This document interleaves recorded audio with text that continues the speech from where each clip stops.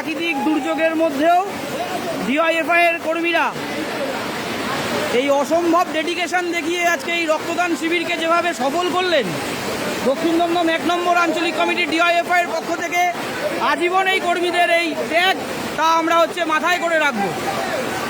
এই যে সকল কর্মীরা এসএফআই, ডিওয়াইএফআই, সিআইটিইউ, সারা ভারত গণতান্ত্রিক মহিলা সমিতি, দক্ষিণ দমদম 1 নম্বর আঞ্চলিক কমিটির তারা এই গোটা দিন এই প্রবল প্রাকৃতিক দুর্যোগ তার মধ্যে থেকে এই কাজকে হাতে হাত রেখে তুলে ধরলেন।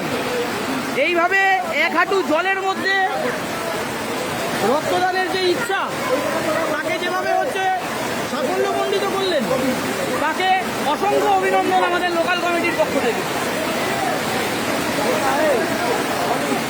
বলো।